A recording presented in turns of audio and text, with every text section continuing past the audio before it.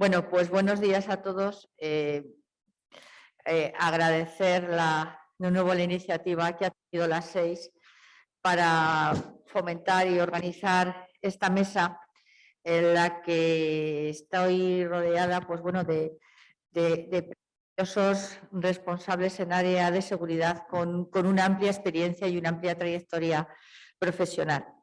En primer lugar, tenemos a Jesús Rubí Navarrete, que de formación es abogado, que ha ocupado distintos puestos relevantes como director de gabinete del ministro de Justicia, secretario general técnico del Ministerio de Relaciones con las Cortes, director general de Relaciones con las Cortes, vocal del Tribunal de Defensa de la Competencia, adjunto al director de la Agencia de Protección de Datos, subdirector general de Inspección de Datos de la Agencia Española de Protección de Datos, actualmente vocal coordinador de la Unidad de Apoyo de Relaciones Institucionales de la Agencia Española, así como autor de diversas publicaciones en materia de publicidad, derecho de competencia, procedimiento administrativo, participante de proyectos internacionales.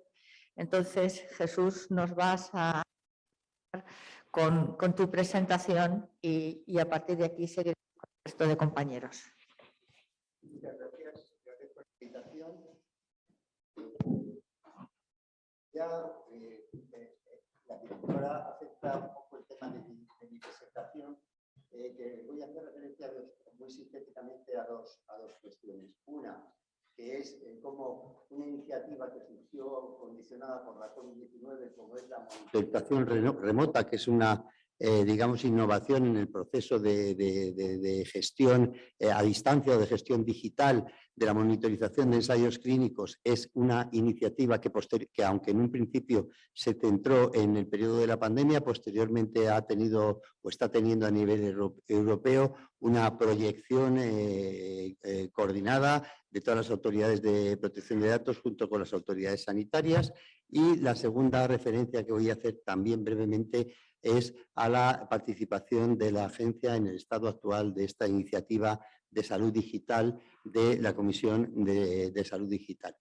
Sobre la base de lo que ha señalado la directora en lo que se refiere a la monitorización remota, fue una iniciativa de Farmaindustria, fue una iniciativa que coordinamos con la Agencia Española de Medicamentos y Productos Sanitarios y también con la Agencia Española de Protección de Datos, y precisamente desde el punto de vista sanitario la AEMS fue quien condicionó el hecho de que la fórmula por la que optáramos fuera una fórmula que temporalmente estuviera acotada exclusivamente al periodo de la pandemia. Y en ese marco, pues diseñamos unos documentos para facilitar esta monitorización remota, como han sido una innovación modificativa de los contratos en relación con los ensayos clínicos con medicamentos para que no fuera necesario un nuevo proceso de autorización, sino simplemente una modalidad distinta de monitorización y unos protocolos de trabajo y un protocolo de seguridad que en la presentación que tengo están más detallados y la puedo poner a disposición de las 6 para que se la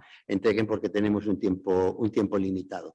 ¿Y qué pasó después? Pues después lo que ha pasado, bueno, hubo una polémica en relación con la posición jurídica de los monitores, que era una polémica relevante, por cuanto que la AEMS hizo una modificación en sus instrucciones sobre ensayos clínicos en relación con la posición jurídica del monitor o la CRO cuando tiene que acceder a la historia clínica en remoto, que es de la que es responsable el centro sanitario. Y en el informe al que ha hecho referencia la directora, se llegó a la conclusión, partiendo de las premisas de que es una materia perfectamente y detalladamente regulada en el Reglamento Europeo de Ensayos Clínicos y en el Real Decreto del año 2015 sobre ensayos clínicos, que el monitor siempre o la CRO es un encargado del tratamiento exclusivamente del promotor y que ese acceso que debe facilitársele a los datos identificativos y de la historia clínica del sujeto del ensayo es una cuestión que se puede resolver en la relación con el centro a través de un acuerdo, fundamentalmente un acuerdo que debe garantizar la confidencialidad de la información, pero sin que pase a tener esa posición jurídica de encargado del tratamiento del centro. Y también, como ha señalado la directora, este es un informe, el informe 3 del año 2021, me parece recordar, donde se detallan extensamente todos estos argumentos. Y posteriormente se planteó por parte de en el ámbito de las iniciativas de salud digital de la Unión Europea la posibilidad de llevar más adelante para el futuro esta monitorización en remota de los ensayos clínicos y de acceso a los datos fuente de los sujetos del ensayo a través de servicios online. Y para eso las autoridades sanitarias europeas o los órganos competentes en las instituciones europeas promovieron que las autoridades sanitarias, en este caso la AENS, consultara con las autoridades de protección de datos si había algún obstáculo desde el punto de vista de la normativa de protección de datos en hacer esa proyección hacia el futuro de esta modalidad y fuera una innovación que se generalizara en materia de ensayos clínicos. El criterio que facilitábamos a la Agencia Española de Medicamentos fue que perfectamente era compatible esta posibilidad de monitorización remota, que si había habido alguna restricción temporal para la monitorización remota se había basado precisamente en criterios sanitarios de la propia Agencia Española del Medicamento y que si la Agencia Española de Medicamentos desde el punto de vista sanitario entendía que era de utilidad, las garantías que habíamos diseñado eran suficientes durante el periodo de la pandemia, eran suficientes para poder seguir haciendo monitorización en el futuro. Y esto ha sido, desde luego, una innovación relevante desde el punto de vista tecnológico, de investigación sanitaria y de protección de datos personales, que particularmente ha sido bien acogida por las autoridades sanitarias y por la industria farmacéutica.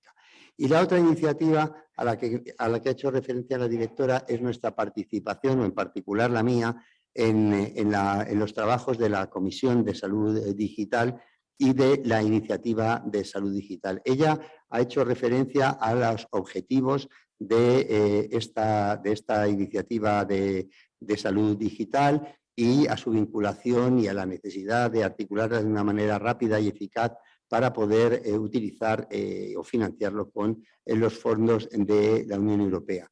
Y yo querría destacar de esta iniciativa muy brevemente un aspecto crucial. En esta iniciativa juega un papel muy importante lo que se denomina un espacio de datos sanitarios. Este espacio de datos sanitarios es un proyecto, una iniciativa que tiene que permitir un análisis masivo de la información sanitaria con toda una serie de finalidades de asistencia sanitaria, de programación de recursos sanitarios para atenderlos, de investigación, de epidemiología, es decir, para todo el abanico o el conjunto de finalidades que están descritas en la normativa, sanitaria. Y supone una interconexión en un marco tecnológico nuevo y en un marco interoperable, con formatos que sean perfectamente homogéneos y en la que están participando, por lo menos en las reuniones que yo he asistido muy activamente, todas las administraciones sanitarias de las comunidades autónomas y de las ciudades de Ceuta y Melilla, pero supone la creación de un sistema de información sanitario de una potencia extraordinaria, porque supone la integración, las posibilidades de interconexión y de acceso remoto a toda la información sanitaria, tanto de la atención primaria como de la atención hospitalaria, como también de las situaciones de urgencia. Y está previsto asimismo que se incorpore la información que tenga sobre tratamientos de datos sanitarios en el ámbito o que tengan su origen en el sector privado. Por tanto, es un proyecto que tiene desde el punto de vista sanitario una envergadura y una proyección enorme, que está interconectado con otras iniciativas en la misma línea del espacio europeo de salud y que tiene también unas implicaciones muy relevantes en materia de protección de datos. Y en ese sentido es en el que desde el primer momento en que se ha empezado a diseñar el conjunto de actividades de esta iniciativa, que no solo es el espacio de protección de datos, sino también cuestiones tecnológicas, cuestiones de gobernanza, etcétera, todo un abanico muy amplio de actividades. La primera apreciación que hemos hecho como Agencia de Protección de Datos es la aplicación, el insistir en la aplicación del principio de responsabilidad proactiva y en particular en la necesidad desde este momento del diseño en que se desarrolle una evaluación de impacto en la protección de datos antes de su puesta en marcha, ya que se trata de tratamiento de datos a gran escala de categorías especiales de datos, y que en esa evaluación de impacto tengan que participar activamente los delegados de protección de datos, tanto del Ministerio de Sanidad, que es el coordinador junto con la SEDIA de esta iniciativa, y sobre todo y complementariamente los delegados, o una parte, o en fin, los que se considere oportunos o se quieran prestar para hacer ese trabajo, de delegados de protección de datos de las comunidades autónomas, lo cual va a suponer, desde mi punto de vista o de la experiencia que yo tengo, el que se estén estableciendo formatos nuevos de cooperación entre los delegados de protección de datos implicados en las administraciones sanitarias que participan en esa iniciativa. A ese respecto, la agencia, como prevé el reglamento, si hubiera algún problema a la hora de definir las garantías y los riesgos, y en particular los riesgos de seguridad, porque hay que tener en cuenta, y luego se podrá comentar en alguna de las preguntas, que en estos sistemas es previsible que en algún momento pueda producirse una brecha de seguridad y, por tanto, es un aspecto particularmente relevante a tener en consideración de plantearse posibles o futuras brechas de seguridad para integrar en esta evaluación de impacto en la protección de datos. Y lo mismo sucede con las opciones que están respecto del tratamiento de este espacio de protección de datos sobre procesos de anonimización o de pseudonimización de los datos personales, y todo esto en un conjunto de actuaciones que se están definiendo, por ejemplo, los casos de uso de esta información, que en términos de protección de datos serán las finalidades del tratamiento de los datos, la posición jurídica de las partes, puesto que se trata de un sistema descentralizado, qué posición de responsables tiene el Ministerio, tienen las administraciones sanitarias de cada una de las comunidades autónomas, o van a ser fórmulas de corresponsabilidad, que es una cuestión novedosa del Reglamento de Protección de Datos, y también la posición jurídica de quienes vayan a facilitar la interoperabilidad y aportar la tecnología, que habrá que ver si son encargados del tratamiento, si son probablemente prestadores de servicio, y en qué medida esas prestaciones de servicio van a exigir colaboración público-privada. Y con esto, pues se ha añadido en la propuesta o en la identificación de cuestiones a tratar en esta evaluación de impacto la posible incidencia en los derechos de los afectados, y en particular cómo articular formas de información, de transparencia, para que todos los ciudadanos sepan las finalidades, las ventajas que puede tener, pero también conozcan que se están produciendo este tratamiento masivo de datos, la posibilidad, como sucede habitualmente en tratamientos de datos sanitarios, de que los derechos de protección de datos estén limitados por la propia normativa sanitaria. Y estamos a la espera de que en este proceso, que va de una manera acelerada, pues podamos tener conocimiento de esta evaluación de impacto, que va a ser un documento en su momento extraordinariamente relevante para este proyecto, y quizás, si se hace correctamente, conseguimos que sea correctamente un punto de referencia para el futuro en otros entornos sanitarios, incluidos los entornos europeos. Muchas gracias.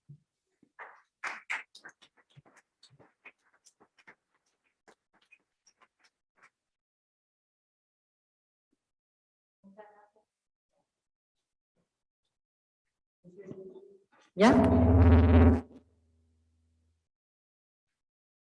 Muchas gracias, Jesús. A continuación tiene la palabra María Ángeles Randeray Fondevila, licenciada en Derecho por la Universidad de Barcelona, másteresada en Función Gerencial de Administraciones Públicas, diplomada por ESADE sobre Función Directiva en Organizaciones Públicas y Privadas, y con una larga carrera profesional en la Administración de la Generalitat. Ella ahí, como secretaria general del Departamento de Gobernación y Relaciones Institucionales de la Generalitat de Cataluña, impulsó la Ley 5/2002 de 19 de abril con la creación de la Agencia Catalana de Protección de Datos, hoy Autoridad Catalana de Protección de Datos, de la que actualmente es directora. Bueno, por poco tiempo, pero ha desarrollado. Hay una gran labor y un gran impulso, ¿no? desde el año 2002. Pues te cedo la palabra. Muchas gracias, María. Muchas gracias. Buenos días a todos. Antes de centrarme, por esto que acabamos de decir, en mi exposición, quiero confirmaros que efectivamente esta es mi última actuación como directora de la Autoridad Catalana de Protección de Datos. De hecho, no sabíamos si podría venir yo o la directora entrante que tomará posesión el martes que viene, pero teníamos claro que teníamos que asistir a este foro. Y precisamente es un placer para mí aprovechar para despedirme aquí en este prestigioso foro, que sabéis que valoro especialmente por la temática que se aborda también, que son los datos de salud. Que ha sido un ámbito en el que durante años, como directora de la PDCAT, hemos trabajado con diferentes temas, con diferentes enfoques, y de los cuales me vienen a la memoria el primero importante que hicimos como salida en estos temas, que era el BISMES por el año 2014, que nos permitió entrar de lleno en el tratamiento masivo de datos para investigación científica, que a día de hoy sigue siendo un tema de plena actualidad. Y evidentemente, lo que quiero destacar, y creo que estamos aquí para centrarnos en ello, en estos 2 últimos años, la situación sanitaria excepcional ha conllevado que la autoridad interviniera precisamente desde diferentes perspectivas, como hemos hecho todos los aquí presentes, elaborando informes y dictámenes sobre el tratamiento de datos relacionados con la COVID, tratando distintas cuestiones, desde la toma de temperatura a los trabajadores para garantizar su seguridad y su salud, la comunicación de datos para avisos a la población en casos de emergencias graves o la creación de un registro de vacunación. Y de aquí y de los casos que posteriormente diré, intento sacar una pequeña conclusión en todos estos trabajos que hemos hecho. Y en todos estos casos hemos podido constatar que la aplicación de los principios de limitación y finalidad y de proporcionalidad permiten obtener precisamente los objetivos perseguidos, manteniendo un alto nivel de protección de los derechos de las personas. Otra cuestión de particular interés que se ha tratado en estos años de pandemia ha sido el intercambio de información sensible entre diferentes administraciones públicas y servicios públicos. En el caso de Cataluña, la PDCAT fue consultada sobre disposiciones legales relativas al intercambio de información personal entre el Departamento de Salud, otros departamentos, como los de Asuntos Sociales, especialmente, y también Familias y el Departamento de Educación. Y también entre autoridades de salud pública y autoridades locales o centros hospitalarios. Esto también nos ha permitido constatar cómo el Reglamento General de Protección de Datos permite afrontar situaciones excepcionales en las que el tratamiento de datos personales, en este caso datos de salud, se convierte en una necesidad vital, y también cómo su interconexión con otras fuentes de datos es imprescindible para obtener el resultado buscado. Y así lo hemos podido comprobar que en estos años, en esta situación que hemos vivido todos sin precedentes, en los análisis realizados se han resaltado cuestiones como que el derecho a la protección de datos puede ser limitado, pero dicha limitación solo estará justificada en la medida que resulte proporcionada. Es decir, el tratamiento que se prevé para una norma, debe resultar una medida idónea, necesaria y proporcionada en el sentido estricto. En protección de datos, la concreción, finalidades, datos a tratar, colectivos afectados, es esencial para delimitar la legitimidad de una norma y del tratamiento que quiere habilitarse. O que siempre deben ponderarse y premiarse las posibles vías menos intrusivas para el derecho a la protección de datos. Esto sin poner puertas al campo y avanzando todo lo que sea necesario para que sea posible una interacción entre todos estos campos. Asimismo, también hemos tenido ocasión de analizar la interrelación existente entre el mundo sanitario y el sector social. y cómo trabajar de una forma coordinada puede mejorar la calidad de vida de las personas y obtener los resultados más adecuados en cada caso.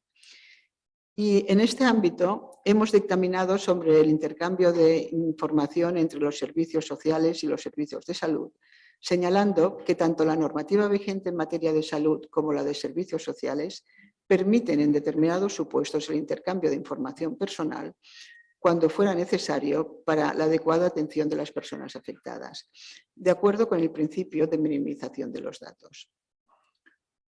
Aunque también puntualizando la conveniencia de prever en la norma, en determinados casos, puede comportar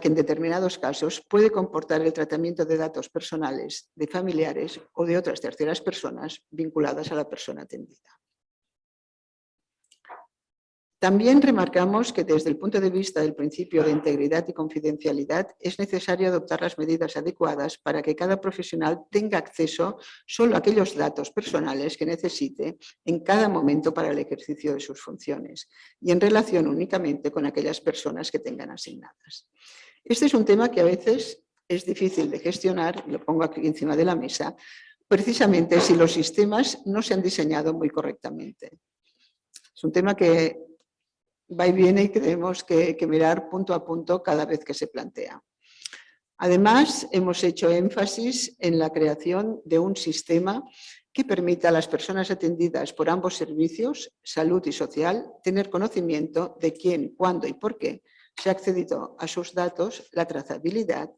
Todo esto, ¿para qué? Precisamente para generar un mayor grado de confianza entre las personas afectadas.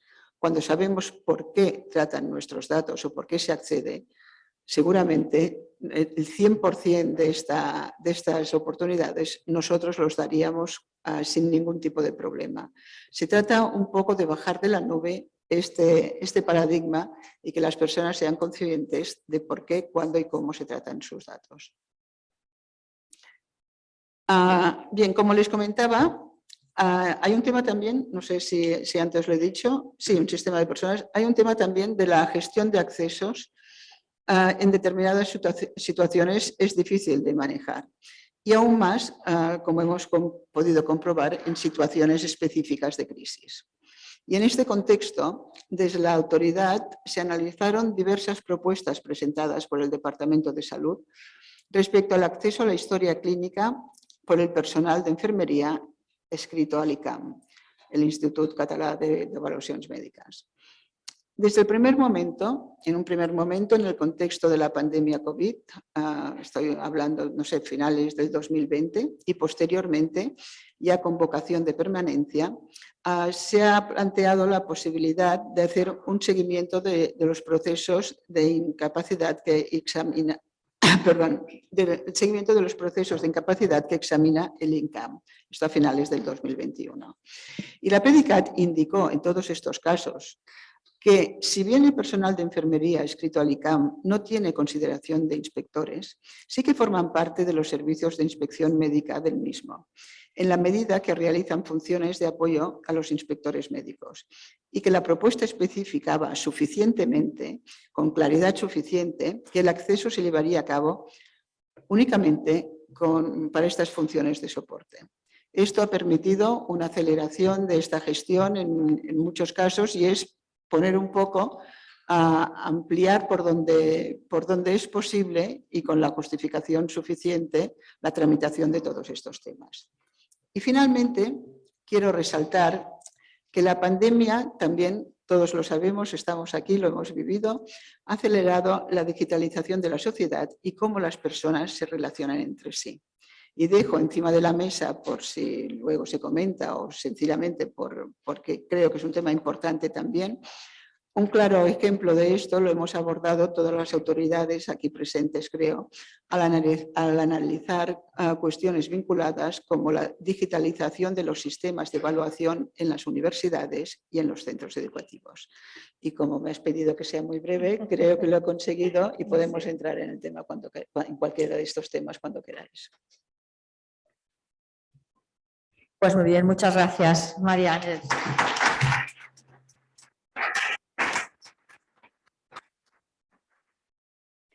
A continuación tiene la pregunta Urrieta. de formación, que es la directora de la Agencia Vasca de Protección de Datos.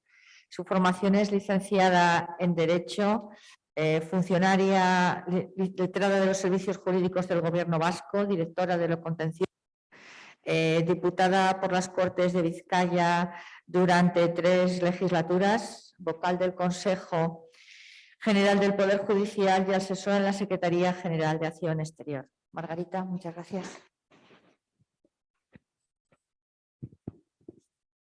Muchísimas gracias a la moderadora.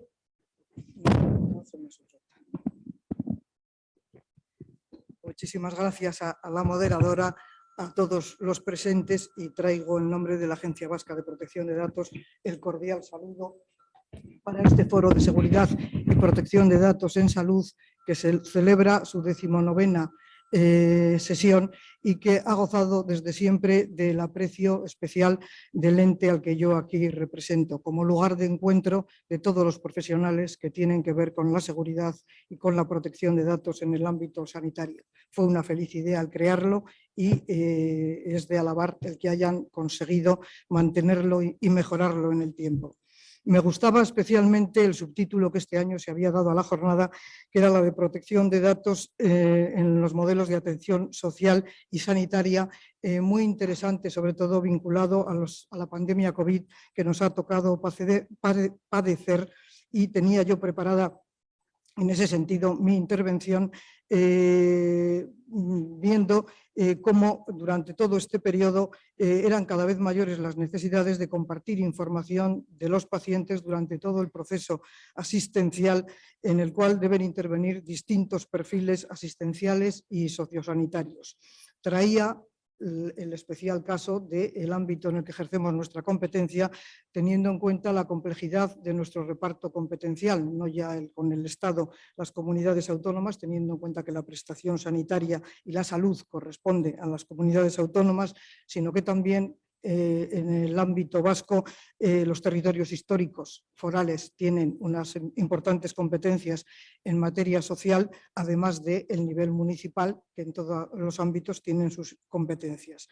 Además, a lo asistencial y al derecho sustantivo a aplicar a la materia sanitaria o sociosanitaria se unía la complejidad de los distintos datos a tratar.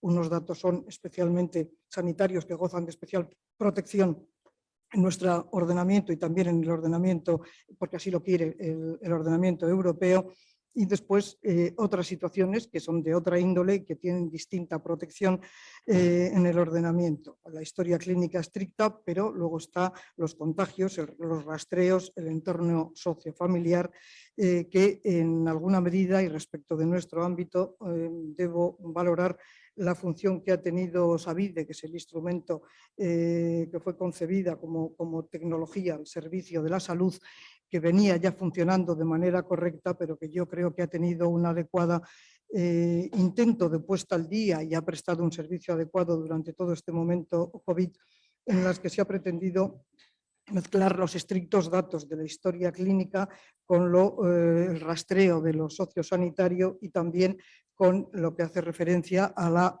aplicación en materia de medicamentos. No de forma recíproca y que todo el mundo pueda acceder a todo, sino que ha ido integrándose de manera que el sistema haya podido permitir que cada uno desde su ámbito deba o pueda acceder a la parte que le incumbe. Insisto, ha sido un reto tecnológico que conoce mejor alguno de los técnicos de Osakidetza, que está presente en la jornada, pero que creo que no ha habido problemas importantes que solventar, pero a la vez con la posibilidad de que el sistema ha respondido.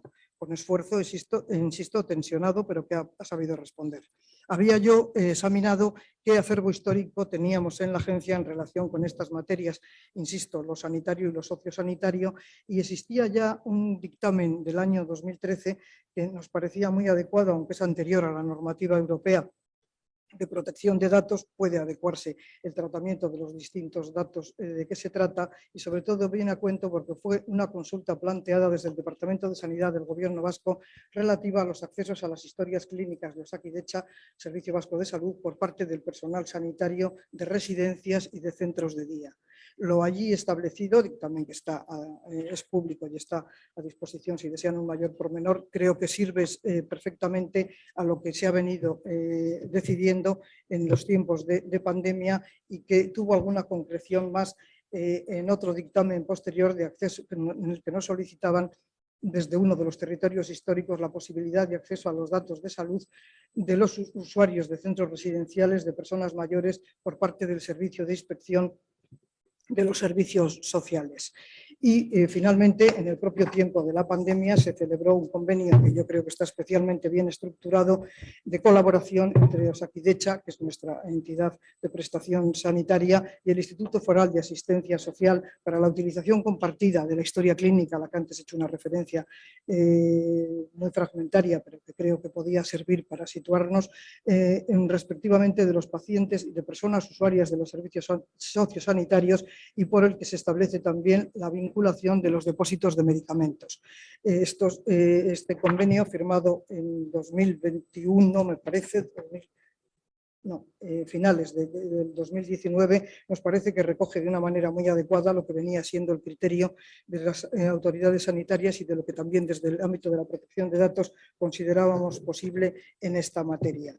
Así estaba yo en mi preparación de esta jornada cuando nos vinieron la metodología que nuestra moderadora de hoy nos proponía en relación con el desarrollo de esta jornada, y aunque lo dejaré para las preguntas posteriores, sí quería ahora hacer referencia en algo a una de las primeras preguntas que se nos suscitaban, es si el derecho había sido suficiente o no, el marco normativo era suficiente o no para haber hecho frente a la situación de pandemia que hemos atravesado. Si hablamos del ordenamiento jurídico en general, es una obviedad decir que no lo ha estado si tenemos en cuenta el devenir que han tenido las disposiciones adoptadas al más alto nivel por el Congreso de los Diputados, las resoluciones jurisprudenciales en todos los niveles. A la vista está que algunas de las decisiones han sido incluso declaradas no adecuadas hasta por el propio Tribunal Constitucional, con cuyo criterio no hay necesariamente que estar de acuerdo. Simplemente lo menciono como si el marco normativo ha sido o no suficiente. Desde el ámbito estatal, a pesar de los sucesivos requerimientos que ha habido de las instancias dadas a aplicar ese derecho y las promesas desde algunas instancias políticas de ir a hacer una normativa propia que pudieran solventar de una manera global el estado de pandemia, no hubo iniciativa ninguna. No así desde el ámbito vasco, en el que ya referido a lo que somos capaces de regular, es decir, no podíamos adentrarnos en la regulación de lo que se pueda considerar básico en materia sanitaria, ni tampoco en la regulación directa de la tutela de un derecho fundamental, pero sí se abordó la legislación de la Ley 2/2021 de 24 de junio de medidas para la gestión de la pandemia en el COVID-19. Normativa que en algunos casos ha sido de extraordinaria utilidad. No siempre las decisiones que se han adoptado han sido luego, dicho sea en lenguaje coloquial, bendecidas por los tribunales, pero cuando menos se cumplió con ese deber de utilizar la iniciativa legislativa que a cada nivel competencial le incumbe. Y ya en lo que hace referencia al ámbito estricto de la protección de datos, legislación sobre protección de datos desde la autoridad que yo ahora dirijo, estamos en el intento de que se pueda abordar en el ámbito vasco una legislación sobre protección de datos que tenemos ya la ocasión de haber podido recoger el reglamento europeo, la legislación orgánica estatal, incluso las experiencias de otras autoridades que han regulado, otras comunidades autónomas que han regulado con anterioridad a nosotros, e incluso lo que jurisprudencialmente se viene estableciendo y que creemos que se plasme en la iniciativa legislativa que en este momento sí está ya en manos del Gobierno vasco, con una propuesta debidamente articulada para la legislación global de la protección de datos y que en nuestra querencia se ha sometido ya a información pública y en nuestra querencia, en la mía en concreto, porque vinculo también mi mandato a marcharme en cuanto entre en el Parlamento, se traduciría en una ley de protección de datos vasca que, según me dicen, quizá hacia primavera entre en el Parlamento vasco. Insisto, este sería el momento en el que yo también consideraría adecuado el abandonar este cargo, en el que también ya estoy excedida del tiempo para el que fui nombrada. Yo, sin más, a la espera de preguntas sucesivas, dejaría aquí mi intervención en este momento.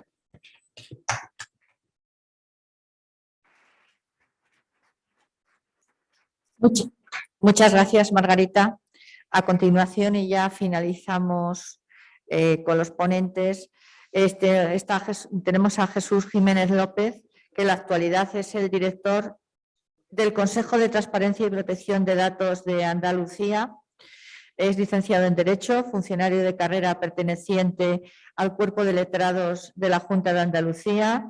Ha desempeñado el cargo de jefe de asesoría jurídica de distintas consejerías de la Comunidad de Andalucía, como la de Cultura, Obras Públicas, organismos.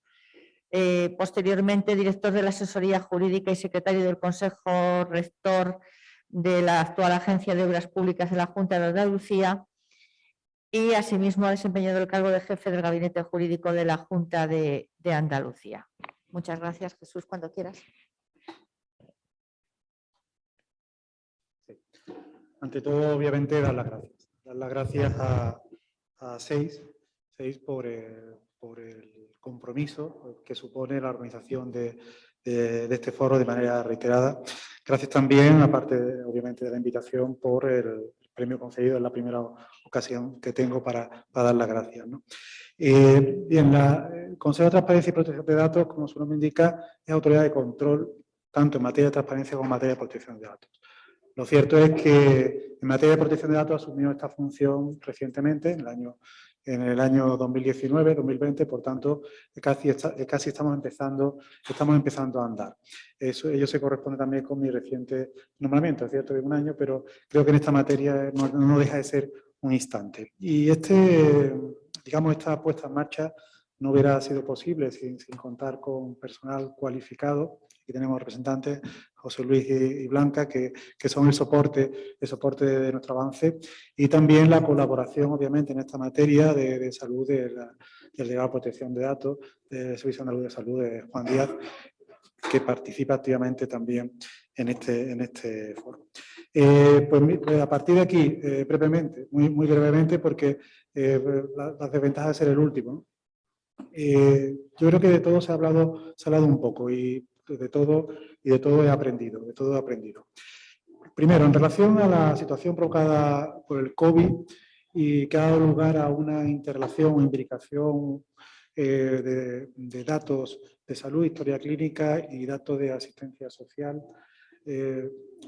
obviamente ha sido objeto de análisis por el Consejo, porque ha sido una relación cierta. Cuando hablamos con responsables de asuntos sociales en Andalucía, lo primero que ponían sobre la mesa eran las residencias de ancianos medicalizadas. Era un contexto donde visualmente se atendía al problema. Y lo cierto es que lo primero que detectamos en los avances que se producen en la creación de la historia social, digamos, como paralela a la historia clínica, es la asimetría. Estamos hablando, obviamente, de salud, estamos hablando de asistencia social, pero lo cierto es que la cultura y el saber hacer en materia de salud es muy superior a la que se produce en el ámbito social. Simplemente la apreciación de los principios de necesidad, proporcionalidad, la identificación de la base jurídica del tratamiento, la aplicación de la tecnología. La tecnología nos ponía sobre aviso sobre precisamente esa asimetría. Eso tiene mucho que ver con otra cuestión que analizaré casi al terminar. Tecnología y el contexto de avance tecnológico en materia de salud, que afecta no solo a la asistencia sanitaria, también a la evaluación de su calidad y también a la investigación. Hablamos del contexto tecnológico, obviamente es muy relevante. Yo creo que casi Jesús ha puesto sobre la mesa, obviamente con conocimiento cierto, práctico de lo que estamos hablando, de un contexto de alto impacto en cuanto al volumen de datos y el resultado del tratamiento, la necesidad de computación en la nube, la difícil explicabilidad de la tecnología de todos los puntos de vista, ¿no? La necesidad de espacios colaborativos transnacionales, la anonimización relativa y sobre todo también la necesidad de trasladar a la sociedad el resultado del tratamiento. Yo creo que la generación de estos modelos de gobernanza de datos va dirigido todo, obviamente, a poner en conocimiento de la sociedad el resultado y, obviamente, aplicarlo para atender a la salud. Por tanto, creo que yo he tomado nota de todos los espacios de construcción de modelos de gobernanza de datos en materia de salud porque creo que es relevante. Sí, no es que echen falta, seguramente no da tiempo a explicarlo todo, pero a mí siempre me ha preocupado la transparencia. No porque sea el concepto de transparencia, estoy hablando de la transparencia aplicada obviamente a la protección de datos. Y la transparencia creo que es un gran reto tecnológico y es un gran reto de seguridad y creo que es un gran reto vuestro. Es decir, yo creo que es muy difícil explicar un algoritmo, creo que es muy difícil explicar las tripas de un sistema de inteligencia artificial. Creo que es tan difícil que a lo mejor renuncio a ello, es decir, no me lo expliques. Lo que creo que no podemos renunciar nunca es a que nos expliquen la decisión. Nos expliquen la decisión, es decir, ¿por qué en un momento concreto se pone a disposición de un médico un resultado que debe aplicar un paciente? Entonces, creo que eso no tiene que ser tan difícil. Yo, precisamente, como me preocupa, hablaba con un científico de datos, precisamente este viernes, y le trasladaba la preocupación. Y bueno, soy jurista, yo no soy ni tecnológico ni soy médico. Cuando se decide por la administración en base a un sistema de inteligencia artificial, la ley exige que se lo pueda aplicar. Y la ley exige que me lo pueda cuestionar. Bien, eso trasladado a salud, seguramente el marco jurídico no es tan cierto, pero lo que sí estoy seguro que las consecuencias son infinitamente más graves, ¿no? Entonces, el médico tiene que poder explicar qué haces con el soporte de una inteligencia artificial. Y me puso un ejemplo. Me dice, mira, seguramente todos creemos en la Tierra, que la Tierra es redonda, sencillamente por observación científica. Dice, pero mi Tierra es plana, es decir, mi espacio es plano. Y puedo analizar este espacio plano. Y me dio otro ejemplo, me dice, por ejemplo, un médico. Un médico puede utilizar un modelo de inteligencia artificial complejísimo e inexplicable, pero al final ese modelo, ese sistema de inteligencia artificial ha dado un resultado. Y sí puede explicar el resultado que ha dado, con 10 variables. En este caso concreto se ha utilizado en tal porcentaje, tal circunstancia, dónde vive, si fuma, si no fuma. ¿Cómo ha ponderado el modelo esa decisión concreta? Y la verdad es que me sirvió. Me sirvió. Digo, bueno, y eso la tecnología lo puede hacer. Y bueno, sí, precisamente estamos trabajando en ello. Es decir, podremos llegar a explicar de manera inteligible, cuestionable, revisable jurídicamente ante los tribunales, qué decisión adopta un sistema de inteligencia artificial. Y yo sinceramente creo que merece la pena trabajar en eso, como seguramente estarán trabajando. Otra cuestión.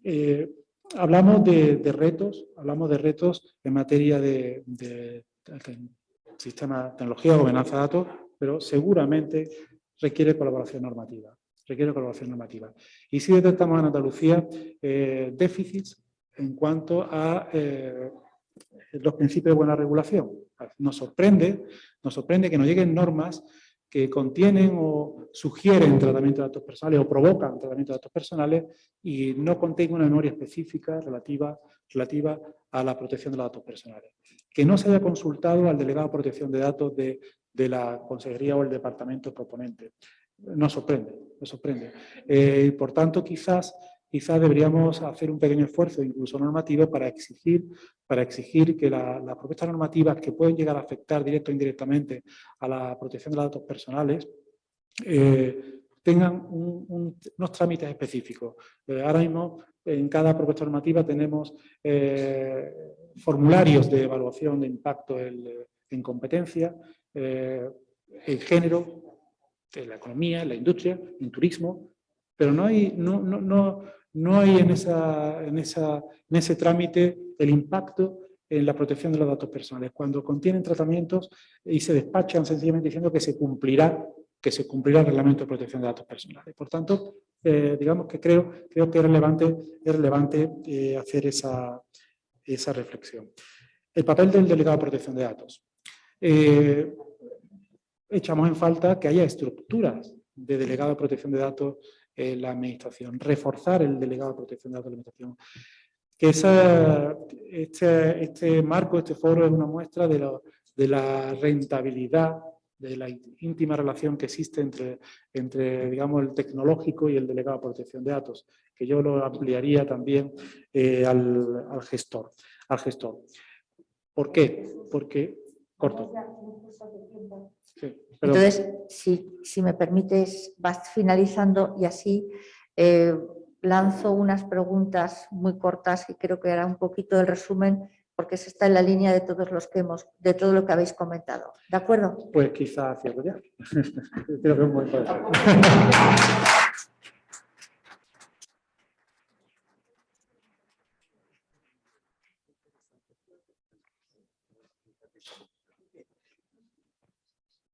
Bueno, pues si voy a hacer un pequeño resumen con unas preguntas, ¿no? Entonces, todos somos conscientes, ¿no?, de las funciones de las autoridades de protección de datos, ¿no?, en asesorar tanto al Estado como a las comunidades de las modificaciones legislativas que hay que hacer para adaptarnos a este entorno cambiante, ¿no? Todos somos conscientes y todos lo hemos comentado. Por un lado, lo que nos supone la implementación de nuevas tecnologías que nos tienen que hacer el adaptarnos, ¿no?, al tema de ensayos clínicos, de aplicación de inteligencia artificial. Como comentaba Margarita, ¿no?, de los cambios que vais a hacer a nivel de Euskadi, ¿no? Entonces, ¿qué nos podéis adelantar o qué cambios creéis que hay que hacer a nivel normativo en materia de datos de salud, ¿no?, para adaptarnos a este entorno cambiante? Por otro lado, el COVID nos ha traído y hemos tenido un cambio de paradigma, ¿no?, tanto a nivel de manejo de datos como la implementación de medios electrónicos, como ya también comentaba Mar España, reduciendo la presencialidad, ¿no? Entonces, este entorno digital, pues por un lado tiene que tener unas garantías que cubran las amenazas que surgen y el garantizar la seguridad en ese tratamiento de los datos. Y por otro lado, dentro de los cambios de transformación tecnológica que tenemos, hay una sentencia ya del Tribunal de Justicia de la Unión Europea de junio del 2021 en relación a la manifiesta dificultad para poder realizar todo el tema de transferencias internacionales y que nos exigen, pues, un análisis pormenorizado, cláusulas contractuales tipo, garantías adicionales, ¿no?, cuando estamos hablando de entorno, pues, derivadas del uso de herramientas tecnológicas, tanto de aplicaciones ofimáticas como al uso de servicios en nube. Entonces, bueno, este sería un poquito el resumen de qué cambios creéis normativos que hacen falta hacer. María Ángeles. No, la sentencia te refieres a 16 de junio del 2020, ¿no? De 2020. De 2020 es, ¿no, Jesús? Es La que indica la... Sí, sí. Yo creo que sí. Es que ha habido dos. La primera de la decisión sobre puerto seguro y la segunda sobre el Privacy Shield. Sí, claro, sí. Es una situación difícil en las transferencias internacionales porque no hay el Privacy Shield. Perdona, es esto, ¿no? Ese es el tema. Vale. Sí, no, es que yo creía que era del 20 esta, pero bueno. Bueno, es que Sí. No pasa nada, es para situarnos, ¿no? Bueno, yo creo que las nuevas cláusulas tipo los tenía aquí aprobadas por la Comisión. El pasado mes de junio puede ofrecer las garantías adecuadas.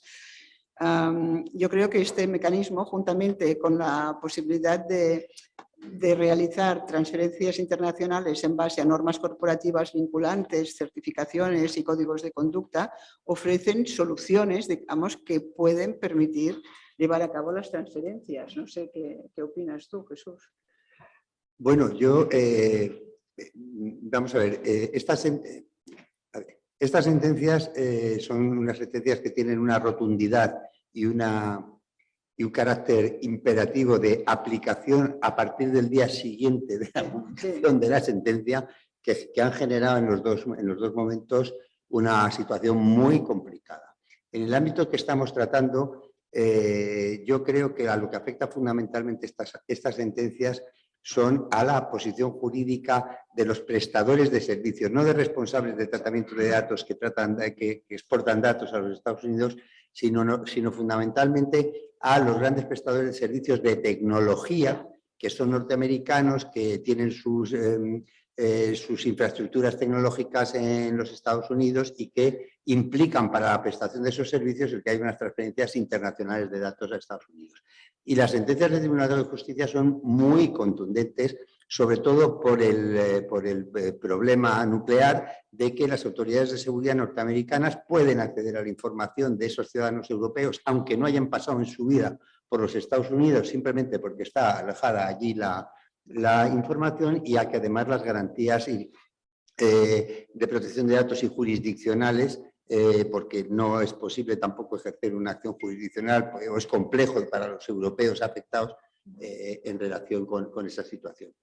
La Comisión Europea se ha visto descabalgada en cuanto a su criterio en 2 ocasiones por el Tribunal de Justicia, y ahora tiene que hacer otra vez este trabajo.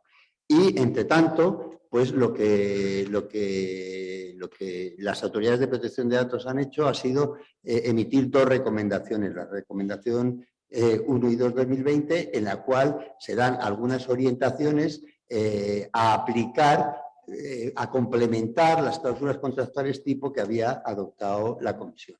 Pero, desde luego, es una solución que es muy compleja para los exportadores, en este caso, muy compleja para quien contrata, para que le preste un servicio, una autoridad sanitaria que contrata para el cloud de cualquier gran corporación para el alojamiento de estas nuevas iniciativas, y lo contrata y está contratando a una entidad que tiene sus servidores parcialmente o totalmente en los Estados Unidos. Entonces, la complejidad es para el que ofrece ese servicio, pero la responsabilidad también afecta a la propia administración sanitaria que ha realizado esta actuación.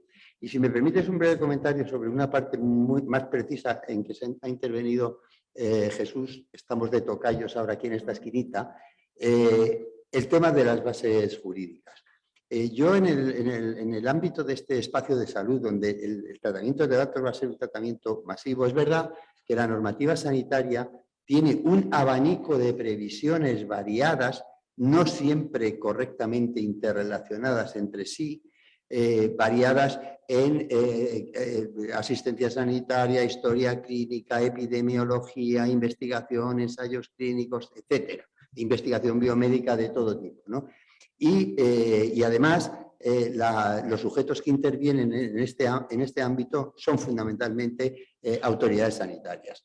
Entonces, el planteamiento que tiene que resolverse en esta evaluación de impacto que hay que hacer sobre el espacio de salud es de analizar la posición jurídica de cada cual, si el Ministerio y las administraciones son cesionarios de la información, son responsables cada uno de la suya, son corresponsables o lo que fuera, y ver todo ese marco de legitimaciones cuál opera. Fundamentalmente va a operar la base jurídica del interés público y el ejercicio de poderes públicos y del cumplimiento de obligaciones legales. Pero, como dice el Reglamento Europeo, esos tienen que estar suficientemente detalladas en normas con rango formal de ley. Y la integración de todas esas normas o la interpretación conjunta en este tipo de iniciativas de esta envergadura es compleja.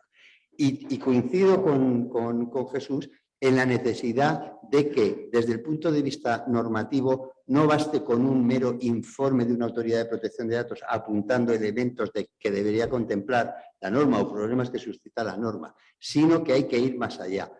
Las últimas novedades que hemos hecho en la Agencia Española de Protección de Datos ha sido que prácticamente todos los informes relevantes de disposiciones de carácter general se hace un análisis del contenido, de la incidencia que tienen protección de datos, y se exige que haya una disposición o un capítulo o una sección específica donde se aborden los temas de protección de datos relacionados con esa norma. Y tenemos ya alguna experiencia que está ya en marcha. Por ejemplo, en el proyecto de ley que está en tramitación de memoria histórica o de memoria democrática, hay una disposición, aplicando por primera vez este criterio, hay una disposición adicional que es la disposición adicional 10ª, que dice desde el punto de vista de protección de datos las implicaciones que tiene esa norma, cuál es la posición jurídica de unos, de otros, cuáles son las bases jurídicas, de una forma sintética pero adaptada a esa norma. Y la propuesta que vamos a hacer en la parte que corresponda cuando se haga el reglamento de desarrollo de la LOPD-GDD es que se contemple específicamente en lo que se llama en la Administración General del Estado la MAIN, es decir, el análisis de todas las implicaciones presupuestarias, competenciales, etcétera, que tienen las normas, una parte de protección de datos que se traduzca luego en una disposición según la amplitud de la norma, o en una disposición adicional exclusivamente, o en una sección dentro de un capítulo, o en un capítulo entero, o en lo que haga falta, donde se precisen todas las categorías jurídicas de protección de datos adaptadas a esa disposición. Oye, esto nos hubiera solucionado problemas cuando hicimos la memoria histórica con informes y recontrainformes, que me parece maravilloso. Pues no hay más que ver, es que lo digo ese ejemplo porque, en fin, claro, sí. Esto al proponente de la norma, cuando le cuentas esto, se le ponen los pelos de punta y dice, pero ¿y esto cómo se hace? ¿Esto cómo se aplica? Pero es cuestión, exactamente, todo es cuestión, y si hace falta, consultando con la autoridad. Pero primero con el delegado de protección de datos. Y perdón por la extensión. Yo era, ya que estamos en la mesa representantes de las autoridades distintas de la estatal y de la propia estatal, quería hacer una reflexión y un llamamiento al valor que tiene la propia interrelación entre las agencias respecto de de las 4 preguntas que se nos formulaban, nos sugerían desde la moderadora de la mesa. Respecto de las 2 primeras, debo manifestar que ya en la última reunión, aunque fue informal, celebrada a finales de noviembre por todas las agencias en San Sebastián, 2 de ellas fueron objeto de tratamiento. La primera, cuando se hace referencia a las posibles novedades en normativas, se señala como ejemplo por parte de la moderadora los fines de investigación, y ahí al propio Jesús le correspondió el llevarnos una interesante punto para discutir, en el que no llegamos a acuerdos, pero que sí fue muy interesante el debate. Y respecto de lo que él ofertaba, se comprometió los servicios jurídicos de la Agencia Vasca a presentar algunos puntos que pudieran ser tratados en cuanto a cómo debiera ser una cláusula informativa de cara a los datos que se dan o que se manejan, de cara a sacar el mayor provecho posible dentro del escrupuloso derecho, respeto a los derechos a la protección de datos en materia de investigación. No se trata de modificaciones normativas, sino más bien de ver cómo se puede interpretar y aplicar el derecho que tenemos vigente, que es en el ámbito que nos hemos movido, pero me parecía muy interesante la reflexión que se suscitaba por parte de la agencia española, de la que nos gustaría seguir estando a las agencias informados. Y en cuanto al segundo aspecto, del que ha hablado también María Ángeles y Jesús, que era el referido a las transferencias internacionales, es decir, a la soberanía digital europea. También en el día de ayer la agencia española nos comunicaba su participación en la primera acción coordinada de autoridades europeas de protección de datos por parte del sector público, en el que estamos muy interesados, seguimos el asunto. Nos gustaría, ya nos han informado una información más extensa, pero incluso nos hemos atrevido por parte del secretario general a sugerirle a la directora si es posible alguna participación por parte de las autoridades autonómicas también en esta materia. Un atrevimiento muy legítimo, o sea que tendrá que articularse. Y así para finalizar, María Ángeles, el tema de la reducción de la presencialidad de los medios electrónicos. Nosotros estamos en plena implantación de la videoconsulta aquí en la Comunidad de Madrid, y también, bueno, pues a los profesionales se les han suscitado dudas, ¿no? Entonces, de este cambio de paradigma que hemos tenido, ¿qué lecciones tú crees que debemos extraer y aplicar? Sí, yo creo que es un tema que lo hemos vivido todos, lo vivimos y lo seguiremos viviendo durante un tiempo, y por lo tanto, yo creo que en primer lugar esto entronca muy directamente con los debates que se han programado en este foro, y la necesidad de disponer de instrumentos que, cumpliendo los requisitos derivados de la normativa de protección de datos, permitan precisamente este intercambio de información relativa a las personas, servicios de salud, autoridades de salud pública, residencias de servicios sociales, centros de investigación, centros educativos, que es lo que hemos estado manejando durante todo este tiempo. Y se trata precisamente que es una cuestión, como digo, que hace tiempo, ya antes de la pandemia, se ha tratado tanto a nivel doctrinal como a nivel práctico por parte de algunas comunidades autónomas, pero precisamente ha adquirido esta especial relevancia. Y en este sentido, quisiera destacar la reciente aprobación por el Parlamento de Cataluña mediante la introducción de una nueva disposición adicional 15 en la Ley 12-17 de Servicios Sociales, de la regulación del intercambio de información entre los servicios de salud y los servicios sociales, respecto a cuyo proyecto, como PDCAT, nosotros tuvimos ocasión de poder intervenir mediante distintas reuniones y la elaboración del informe 1021, que podéis consultar en nuestra web, mediante los cuales se realizaron diversas contribuciones a este proyecto con este fin precisamente, esta consolidación de esta posible comunicación, facilitar esta comunicación. Y en segundo lugar, también la importancia de la protección de datos en el momento del diseño de servicio y de las aplicaciones como elemento generador de confianza para los ciudadanos. Y ello tanto a través de aplicación de principios de protección de datos en el diseño, como me parece que comentabas tú antes también, que es un principio que no lo tenemos que olvidar, por más que hace tiempo que lo tenemos encima de la mesa, y de protección de datos por defecto también, como especialmente la transparencia sobre condiciones, que esto también lo he dicho antes muy brevemente y me gusta ampliarlo porque siempre queda, las condiciones en que se va a tratar la información como consecuencia de dicho tratamiento y que cómo va a informarse qué información se les va a dar a las personas afectadas, que normalmente tranquiliza y facilita como tener esta transparencia, facilita el entendimiento y que se hagan las cosas mejor. Pues muchas gracias, María Ángeles. Ya estamos fuera de tiempo. Entonces, una pregunta, Luciano, al público. No hay preguntas aquí. Hombre, una pregunta, Luciano. Una, sí. Venga. Sí. ¿Te identificas, por favor? Yo soy Ana Caballero.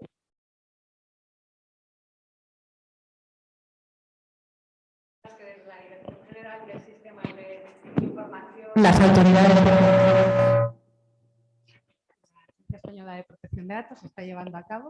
La verdad que lo celebro y les felicito, pero a mí también me gustaría hablar de un punto de vista práctico que nos encontramos los abogados cuando implantamos ISO 27001, GDPR en el día a día en las empresas de tecnología sanitaria, principalmente pymes en España. Y el primero yo querría hablar sobre las sentencias REM. ¿Vale? Efectivamente, usted ha dicho que existen las cláusulas contractuales tipo, están las Binding Corporate Rules, incluso las cláusulas de salvaguarda que ya el supervisor europeo dictaminó en los informes que ha trasladado Jesús Rubí, pero la realidad es que primero siempre nos centramos en eso y la sentencia va más allá. La sentencia va más allá en el sentido de lo que ha dicho Jesús Rubí, que hay autoridades y servicios de inteligencia internacionales que solicitan los datos de ciudadanos europeos, que también pueden ser de salud, que son datos especialmente protegidos. La problemática que nosotros nos encontramos es hacer esa valoración o ese PIA previo que se hace para ver esa transferencia internacional de datos, porque cuando nosotros buscamos a los subencargados y hacemos todo el flujo de datos, es muy complicado en ese marco de subcontrataciones que nos puedan informar de todo, porque faltan medios, porque falta economía. Aparte de eso nos encontramos con el Día de la Marmota, que esto ya nos pasó con la primera sentencia REM, que hay un periodo de 2 años que los abogados no sabemos en qué momento nos hallamos, si realmente va a haber una autoridad de control que nos diga qué es lo que tenemos que hacer. En el ámbito europeo, Alemania se ha mojado bastante con el tema de que los servidores tienen que estar en España, que hay que aplicar criptografía, pero luego ha habido autoridades de control que tampoco se han querido mojar a expensas de que la Comisión Europea diga algo que no lo está haciendo, incluso ya ha tenido que ser amonestada por el Parlamento Europeo, ¿no? Y nos encontramos un poco ahí. Y mientras el señor REM está poniendo denuncias por toda Europa a entidades, 7 son españolas y sinceramente esto nos genera muchísima inseguridad, o sea, que sepa que lo queremos hacer y lo queremos hacer bien y tenemos un problema. Y quiero que eso sean conscientes ustedes tampoco. insisto, desde la celebración de las iniciativas, ¿no? Me ha fascinado, Jesús Rubí, el espacio de datos sanitarios, me parece que es un gran paso, y ahí querría también que usted nos comentase, porque yo sé que usted sabe mucho de algoritmos, si se va a aplicar, ahí entiendo que es una base de datos que de momento se va a recoger, se va a organizar para que se pueda aplicar inteligencia artificial. Me interesa mucho el tema de los fines de investigación y la aplicación algorítmica, teniendo en cuenta que la Comisión Europea presentó una propuesta hace casi un año sobre inteligencia artificial y todas las implicaciones que los sesgos en los algoritmos pueden implicar en las decisiones automatizadas. Teniendo en cuenta, además, sí, perdone, nada, sí, eso y nada. Muchas gracias. Muchísimas gracias. Nada más y nada menos. Yo, esto daría para estar bastante rato charlando, ¿no? Yo vuelvo a decir, efectivamente, las sentencias del Tribunal de Justicia generan estas situaciones de inseguridad, no que el Tribunal genere inseguridad jurídica, sino que la Comisión no ha hecho correctamente las cosas, y como no ha hecho correctamente las cosas, pues se genera esa situación de inseguridad jurídica. Desde el punto de vista del Comité Europeo se han dado estas orientaciones prácticas para tratar de hacer frente al periodo inmediato y transitorio. Es verdad también que está habiendo cada vez más iniciativas de grandes prestadores de servicios de origen o de empresas o grupos empresariales norteamericanos que están estableciendo sus plataformas informáticas en la Unión Europea para evitar todo este tipo de situaciones, y que ahora tendrá que resolverlo la Comisión. Y en cuanto a las reclamaciones del señor Schrems, pues las estamos analizando de una manera coordinada en el mecanismo de cooperación y coherencia, y hay que tener en cuenta que, afortunadamente, desde nuestra experiencia anterior, yo no sé cuál va a ser el resultado de este análisis, pero el Reglamento Europeo de Protección de Datos, a diferencia de lo que era la LOPD, que tenía estaba teledirigida por el modelo de cumplimiento a la sanción económica, el Reglamento Europeo da infinidad de opciones de medidas reactivas que probablemente puedan resultar